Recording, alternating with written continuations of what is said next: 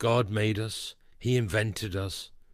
As a man invents an engine, a car is made to run on gasoline, and it won't run properly on anything else. Now, God designed the human machine to run on himself. He is the fuel our spirits were designed to burn, or the food our spirits were designed to feed on.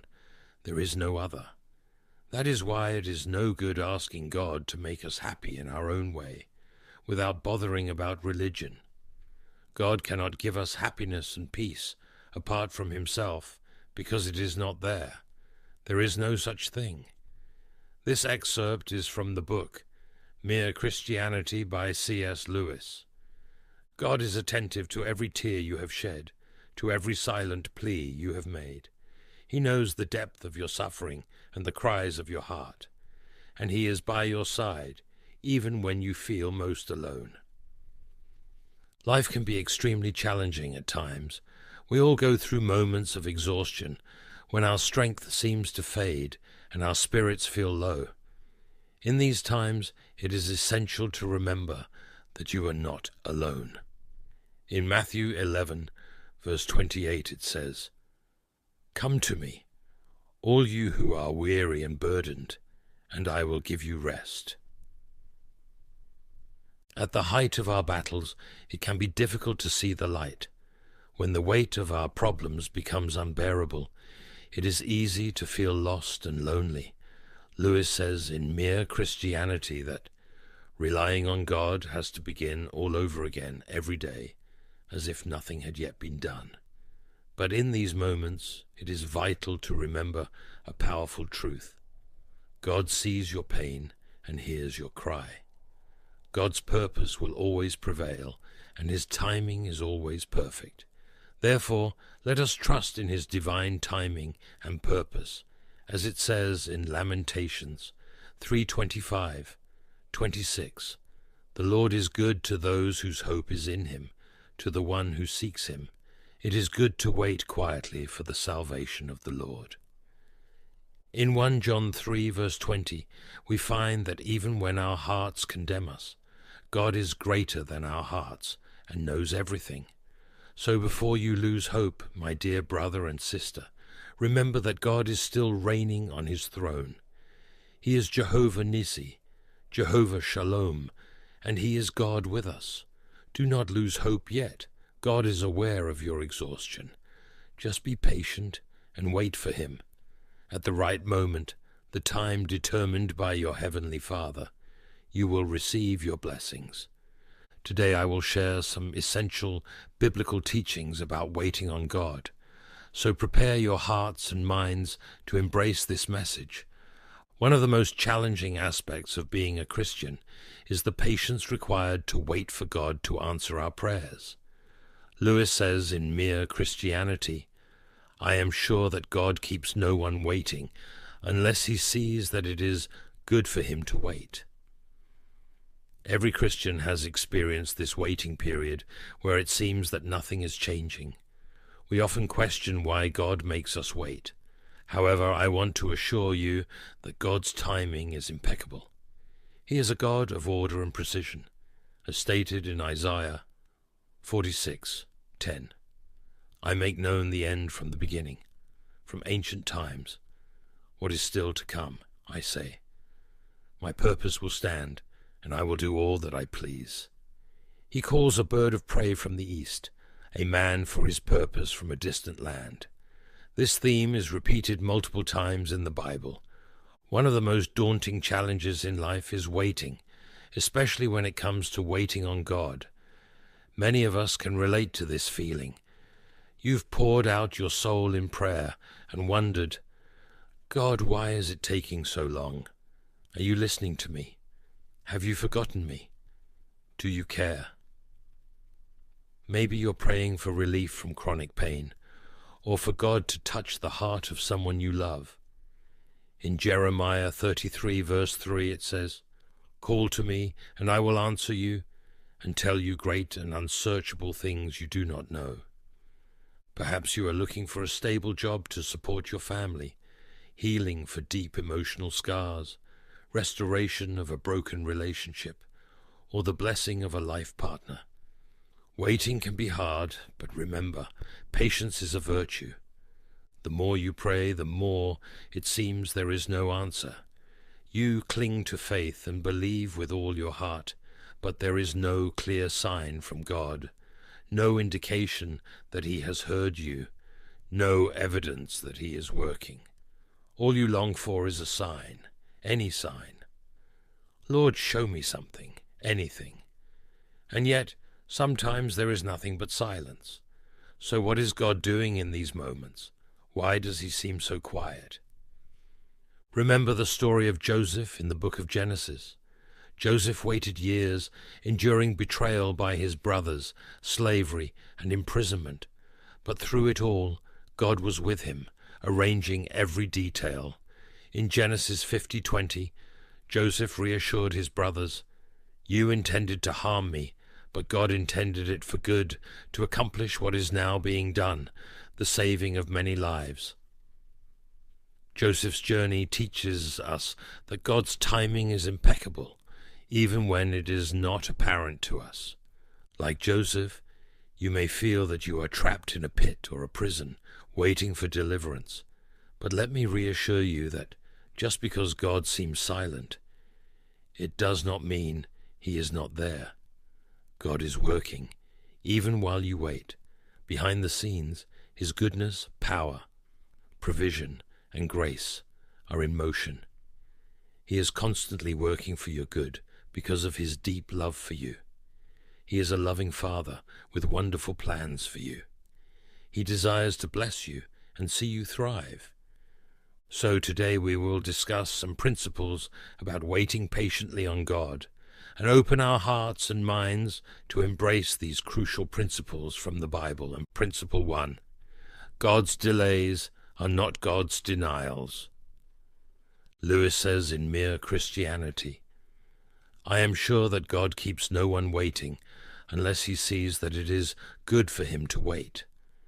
When you get what you want, it is always either something better or something entirely different. What we call asking for God's answer is merely the beginning of the right direction. This is the first move, not the whole." In a world that values immediate results, waiting is often seen as a waste of time. We live in a dynamic, fast-paced society where we demand quick outcomes from technology because our time is precious. Waiting seems counterproductive, as if we are missing opportunities. This period of waiting can trigger anxiety and doubt.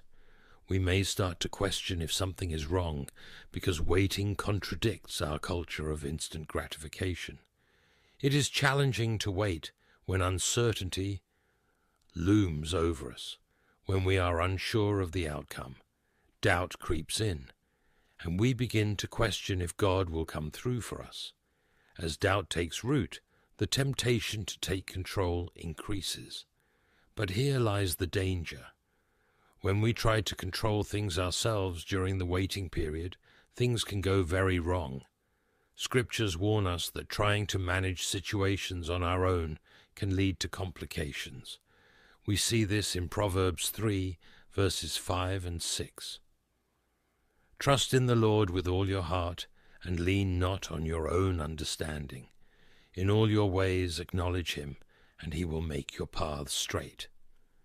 However, when we are waiting for what seems like an eternity, when our prayers seem unanswered and time continues to pass, we are tempted to take control. Perhaps you are at this point of desperation today. You have waited, prayed, and trusted, but nothing seems to change.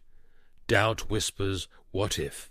And before you know it, you are tempted to abandon God, to leave your faith because He did not meet your expectations. But let me ask this: how long does God have before you decide to leave Him? How long before you end your relationship with Him because He did not deliver on your terms? Remember, God operates on His own timeline, not ours. So in the midst of waiting, resist the temptation to take control. Trust in God's perfect timing, even when it seems like time is running out. Keep your faith.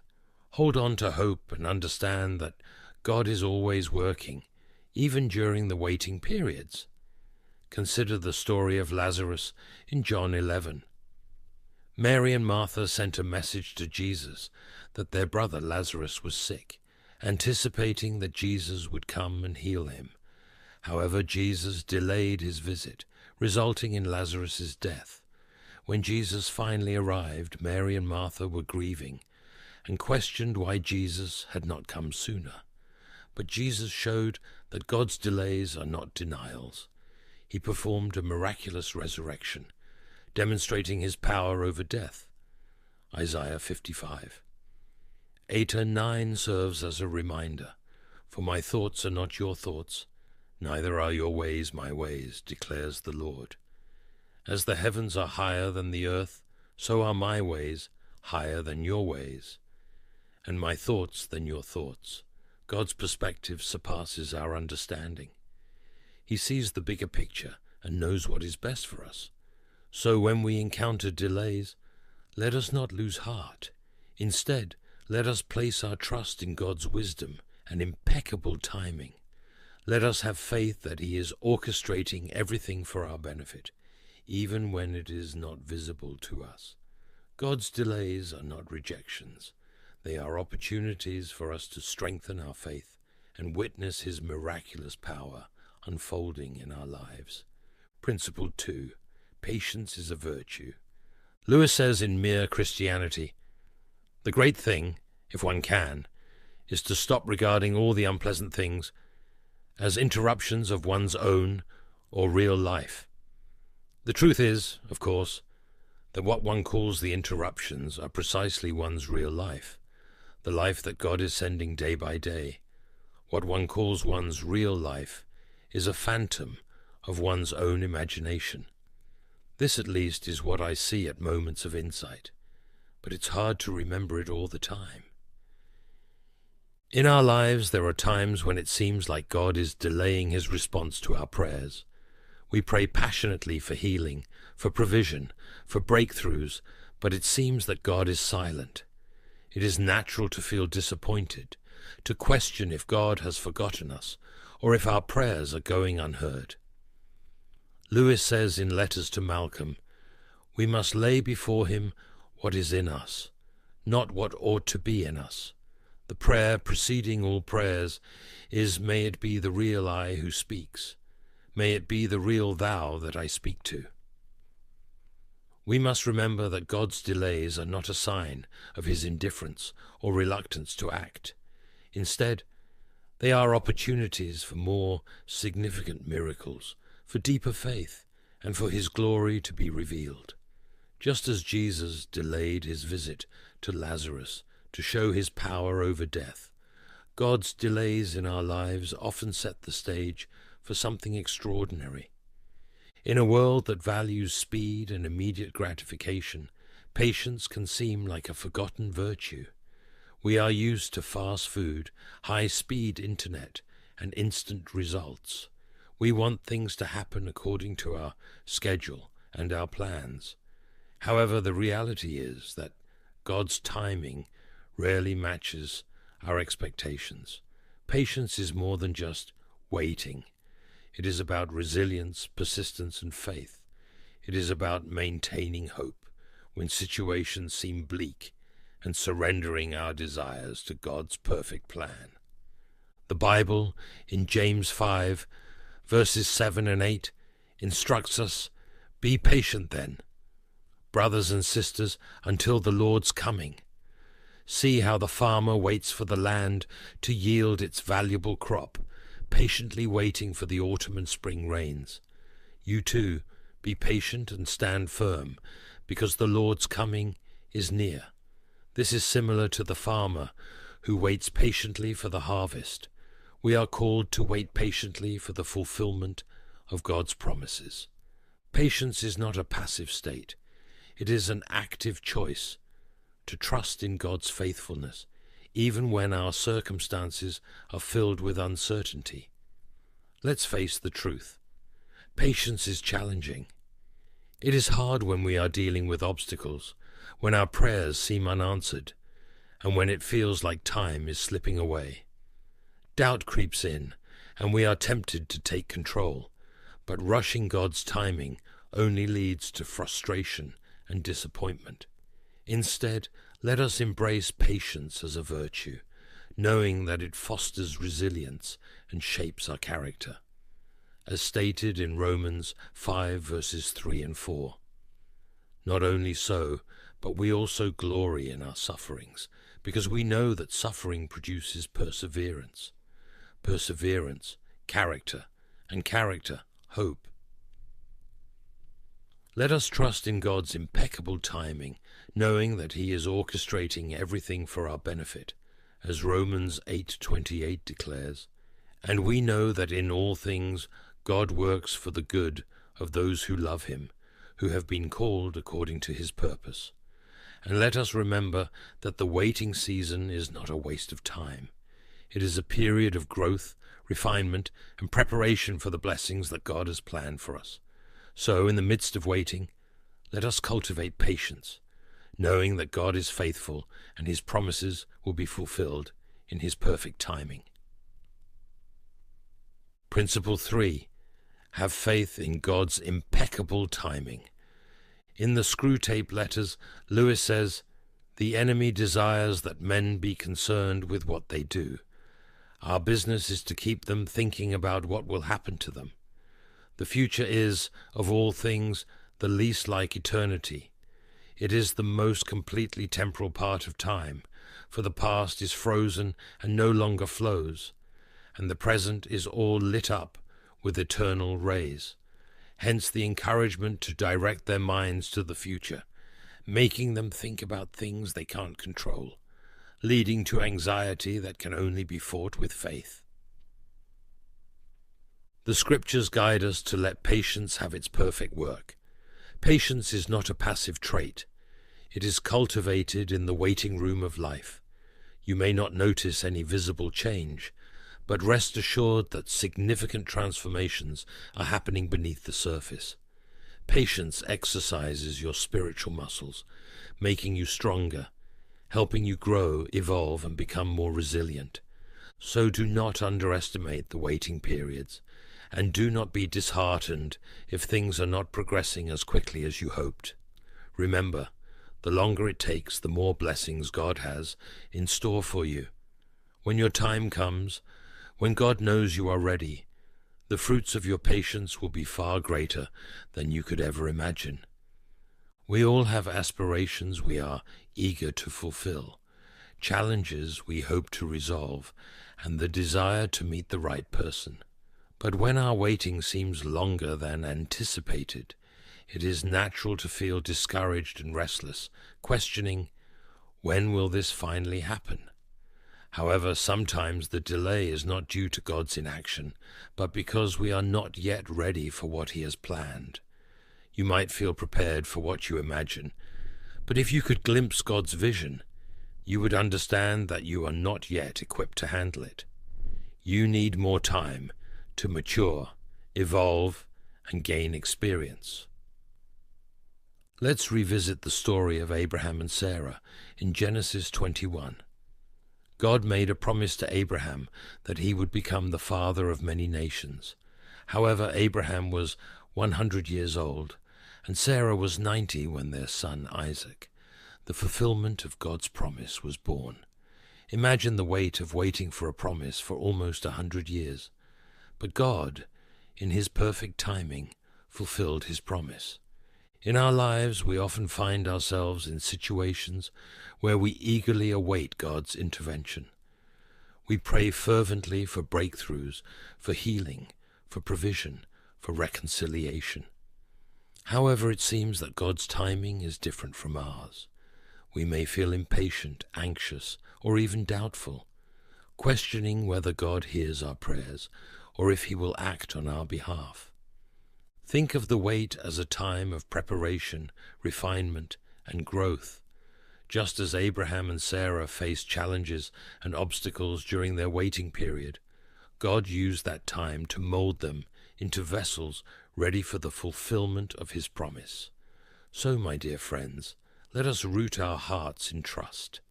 Let us believe that God is faithful to His word. that he is working behind the scenes, orchestrating every detail according to his perfect plan. Let us wait with anticipation, knowing that when the time is right, God will fulfill what he has promised. As we navigate through this season of waiting, let us cultivate a mindset of gratitude, praise, and worship, acknowledging God's goodness, his sovereignty, and his unwavering love. Indeed, Proverbs 3, verses 5 and 6, offers us profound truth. Trust in the Lord with all your heart, and lean not on your own understanding. In all your ways submit to him, and he will make your paths straight. This verse encourages us to surrender our timelines, desires, and understanding to God. It invites us to place our absolute trust in his sovereignty, wisdom, and faithfulness. Even when the situation seems bleak, our faith should persist in prayer, even when the answers are delayed, a faith that recognizes that God's ways and timing are superior to ours. His timing is always perfect. Principle 4. Discover tranquility in God's timing.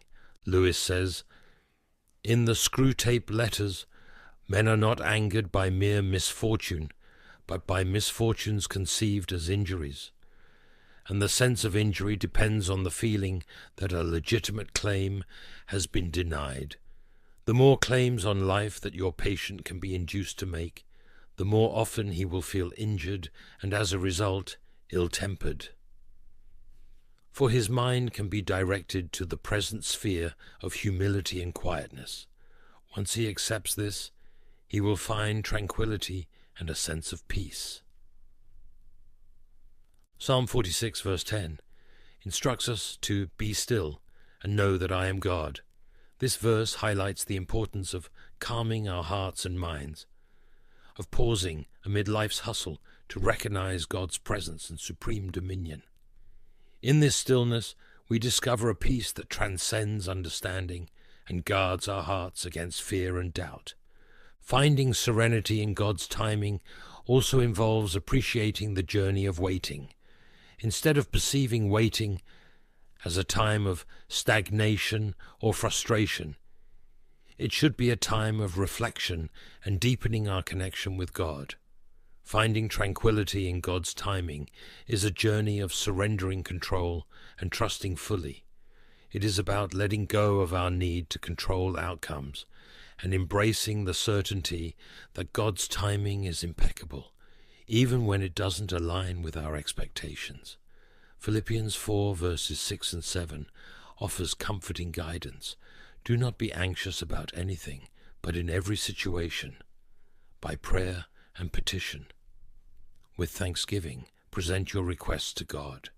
And the peace of God, which transcends all understanding, will guard your hearts and your minds in Christ Jesus. This passage enlightens us that true peace does not come from having all the answers or controlling every situation. Instead, it comes from surrendering our worries and anxieties to God and finding rest in his supreme dominion. In a world filled with turbulence and unpredictability, finding tranquility in God's timing can be daunting. We may be tempted to worry, doubt, or try to control things on our own.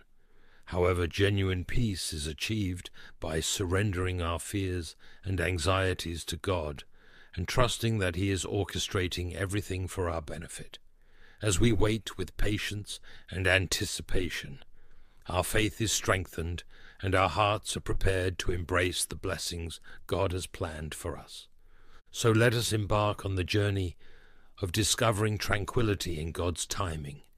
Let us surrender our fears and worries to him, trusting that he is in control and that his timing is always impeccable. And let us find comfort in the assurance that while we wait with patience and anticipation, his peace will guard our hearts and minds, guiding us toward a deeper connection with him. Principle 5. Have faith in God's supreme dominion. Lewis speaks in Mere Christianity. Imagine yourself as a living house. God comes in to rebuild that house. At first, perhaps, you can understand what he is doing. He is getting the drains right and stopping the leaks in the roof and so on. You knew that those jobs needed doing, and so you are not surprised. But presently, he starts knocking the house about in a way that hurts abominably and does not seem to make sense. What on earth is he up to? The explanation is that he is building quite a different house from the one you thought of, throwing out a new wing here, putting on an extra floor there, running up towers, making courtyards. You thought you were going to be made into a decent little cottage, but he is building a palace. He intends to come and live in it himself. Proverbs 19 verse 21 clarifies that while a person may have many plans in their mind, it is God's purpose that will prevail. We can devise our own plans, but in the end, it is God's plan that stands. During periods of waiting and uncertainty, it is easy to question God's supreme dominion. We may wonder why certain events are happening, or why our prayers seem unanswered. But in these moments, we must remember that God's ways and thoughts are far superior to ours. We may not always understand his plans, but we can trust that he is orchestrating everything for our benefit. Trusting in God's supreme dominion also implies having faith in his perfect timing. It involves recognizing and yielding to his authority and control over everything. In a world filled with unpredictability and turbulence, placing our trust in God's supreme dominion can provide a sense of comfort and strength. Psalm 103, verse 19, serves as a potent reminder. The Lord has established his throne in heaven, and his kingdom rules over all. This verse powerfully underlines that God is in command, even when situations seem out of our control. His plans are superior, his ways are grander, and his purposes will triumph. Trusting in God's supreme dominion requires that we surrender our desires, our plans, and our will to him. It involves recognizing that he knows what is best for us, even when it is not visible to us. Just as Ecclesiastes 3 verse 11 assures us, he has made everything beautiful in its time. We must remember that God's timing is impeccable, even if it doesn't align with ours. We may become impatient and weary during the wait, but we can have faith that God is faithful to his promises, and his timing is always precise. So let us place our trust in God's supreme dominion, recognizing that he has control over everything. Let us surrender our plans and our will to him, and let us find comfort in knowing that he is orchestrating everything for our benefit. As Romans 8, verse 28 says, "And we know that in all things God works for the good of those who love him, who have been called according to his purpose." So, my dear friends, take time to be still and listen to God's voice. In the silence of your heart, you will find your assurance. He is saying, "My child, I see your pain. I hear your cry. Trust in me, and I will carry you. Hold on, for the dawn is coming. Your perseverance will lead to victory, and your faith will be your guiding light. God knows you are tired, but he also knows you are capable of extraordinary things. Keep going. You are never alone. May divine strength and peace fill your heart and soul, guiding you through any challenges that may come. If this principle touched you, express your affirmation by typing "God is always with me" in the comment section below. I proclaim that all the blessings of this prayer are now granted to you in the name of Jesus. Thank you for joining me today. If you found this video meaningful, please like and share it with your friends and family. Don't forget to subscribe and activate the bell for more inspiring content. Have faith, maintain patience, and trust that God is working behind the scenes. Wait on God, for He is faithful. Your pain will not last forever, and your cries will not go unanswered. Trust in His plan, for He is preparing a future filled with hope and joy. God sees your pain and hears your cry. Hold on, for His promises are true, and His love is eternal. Have you ever felt a divine nudge, only to be consumed by doubt? Have you hesitated, questioning if it was truly the Holy Spirit guiding you?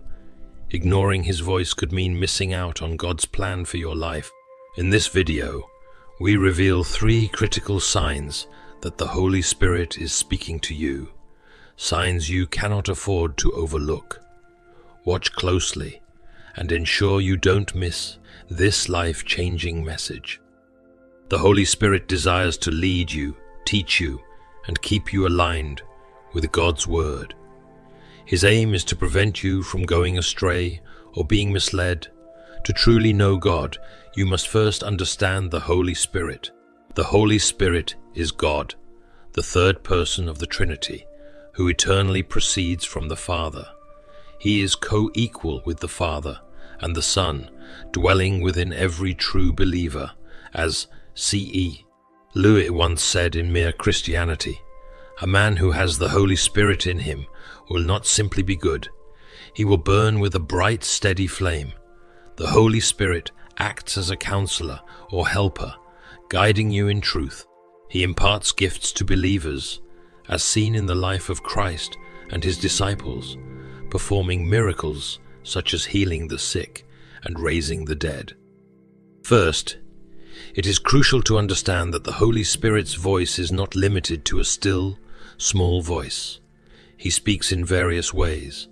Psalm 29, 4-5 says, "The voice of the Lord is powerful. The voice of the Lord is powerful. The voice of the Lord is full of majesty. The voice of the Lord breaks the sea." In The Problem of Pain, C.S. Lewis reflects on the ways God communicates through discomfort and challenges, suggesting that God whispers to us in our pleasures, speaks in our conscience, but shouts in our penitence, but shouts in our pains. It is His megaphone to rouse a deaf world. Similarly, the Holy Spirit uses various means to ensure His message is heard. In 1 Kings 19, 12-13, the Bible describes, "And after the earthquake, a fire, but the Lord was not in the fire. And after the fire, a still small voice. And when Elijah heard it, he wrapped his face in his mantle, and went out, and stood in the entrance of the cave." God communicates in multiple ways, and understanding this helps us to be more attuned to His voice. So how can you tell when the Holy Spirit is speaking to you? First, there is a sense of uneasiness in your spirit. This conviction, expressed through your conscience, acts as a stop sign from the Holy Spirit. It's His way of telling you to halt a particular action. Acts 16:6. 7 says, "Now when they had gone through Phrygia and the region of Galatia, they were forbidden by the Holy Spirit to preach the word in Asia." Paul and his companions were prevented by the Holy Spirit from preaching in Asia. Why? Perhaps to protect them from unseen dangers, or for reasons known only to God. They experienced a check in their spirits. Ignoring such a check could lead to unforeseen consequences. Imagine watching this video and feeling an uneasiness about a plan today. This may be the Holy Spirit trying to get your attention. It could also be a strong conviction that something isn't right. These promptings might be the Holy Spirit warning you of impending danger. Many people have ignored such feelings, thinking it was mere fear, only to face dire consequences.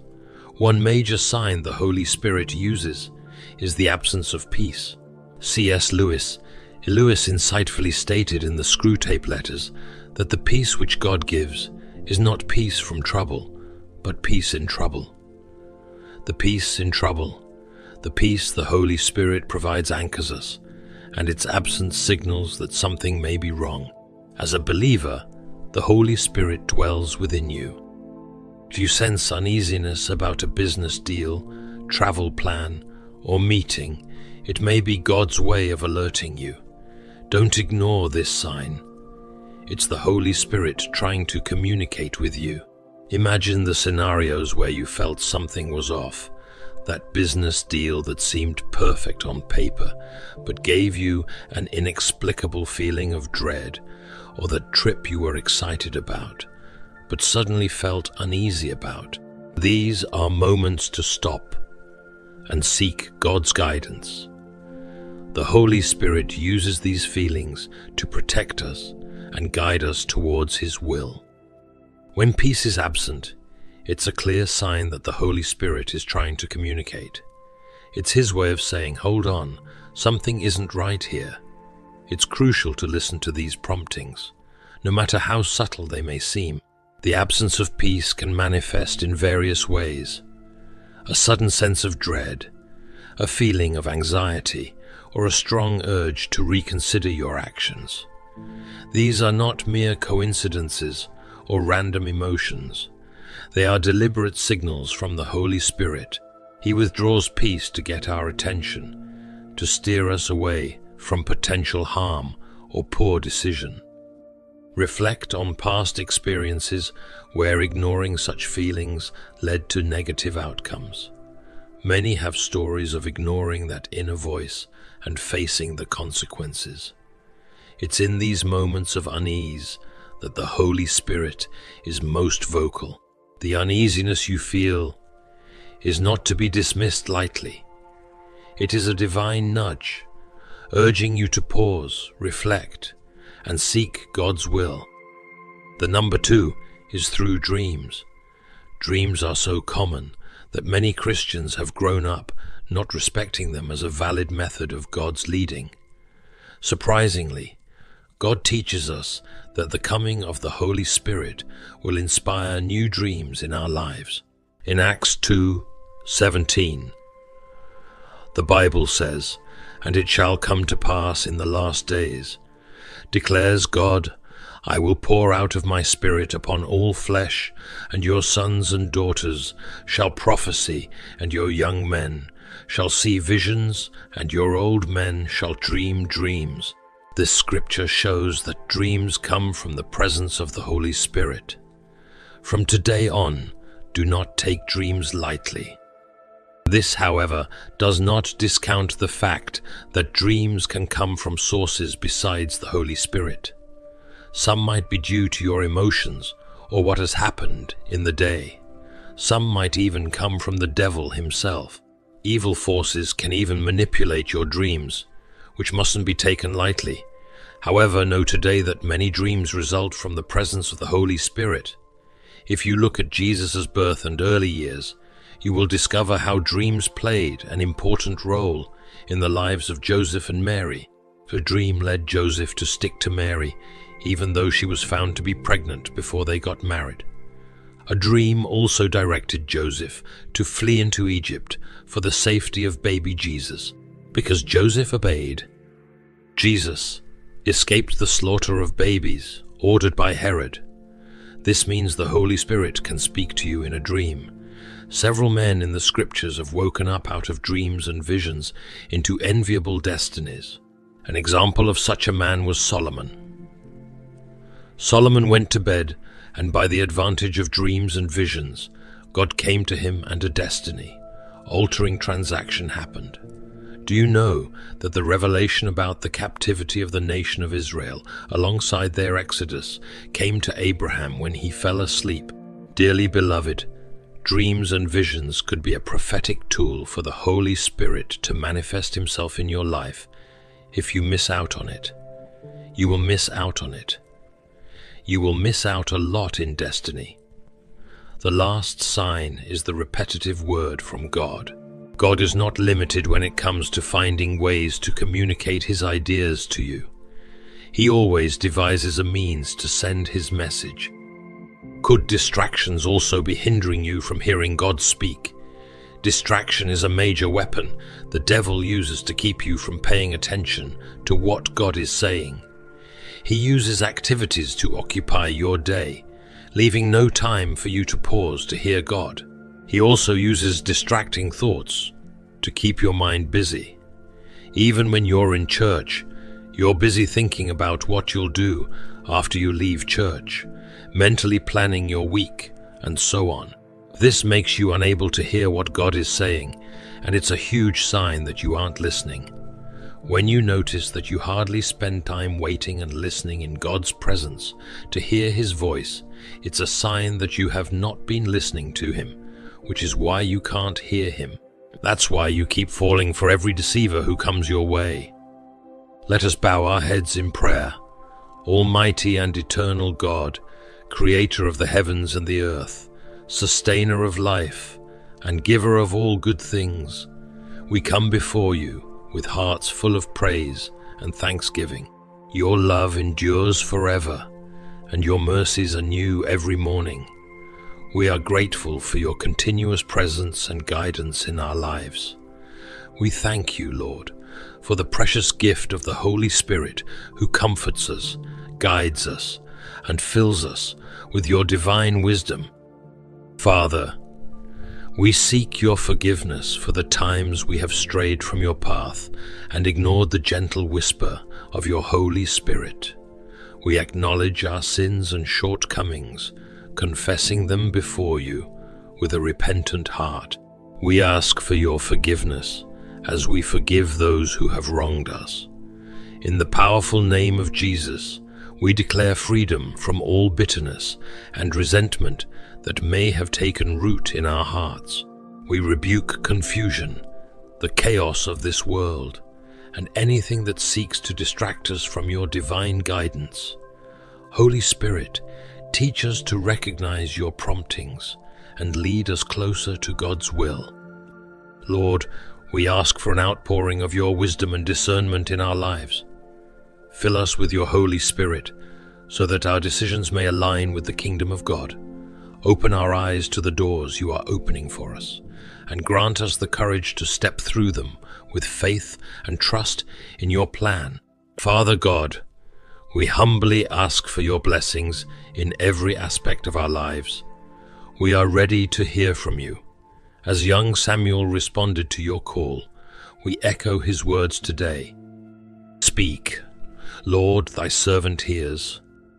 We rest in your presence, staying still before you to hear your voice.